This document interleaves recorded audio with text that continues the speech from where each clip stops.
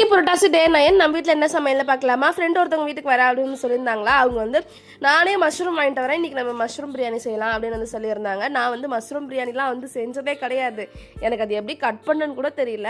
அதனால் ஃப்ரெண்டே வந்து கட் பண்ணி கொடுத்தாங்க. நான் பிரியாணி வந்து நான் ஓரளவுக்கு நல்லா செய்வேன், அதனால பிரியாணியும் வந்து நான் செய்யறதுக்கு வந்து ஆரம்பிச்சிட்டேன். மசாலா வந்து கொஞ்சம் கம்மியாக தான் வந்து போட்டேன். ஏன் அது இந்த கலரில் இருக்குது அப்படின்னா, நான் வந்து ஆனியன் கூடவே வந்து ரெட் சில்லி பவுடர் போட்டு நம்ம ஃப்ரை பண்ணுறோம் இல்லையா, அது வந்து அந்த ஆயிலே ஃபுல்லாக ரெட் கலரில் மாதிரி நம்ம ஃபுட் கலரே ஆட் பண்ண தேவையில்ல. பிரியாணி வந்து நல்லா கலர்ஃபுல்லாக வந்து நமக்கு கிடைக்கும். ஃபர்ஸ்ட்லாம் பிரியாணி வந்து குக்கரில் தான் பண்ணுவேன்னா டேஸ்ட் எனக்கு என்னமோ அவ்வளோ கிடைக்காத மாதிரியும் ரொம்ப வந்து குழஞ்சும் போன மாதிரி ஆயிரும். அதனால் வந்து நான் பாத்திரத்தில் எப்படி செய்கிறதுன்னு வந்து தண்ணி அளவு தம் கட்டுறது எல்லாமே வந்து கற்றுக்கிட்டேன். இப்போ வந்து எப்போ செஞ்சாலுமே வந்து பாத்திரத்தில் தான் வந்து செய்கிறது.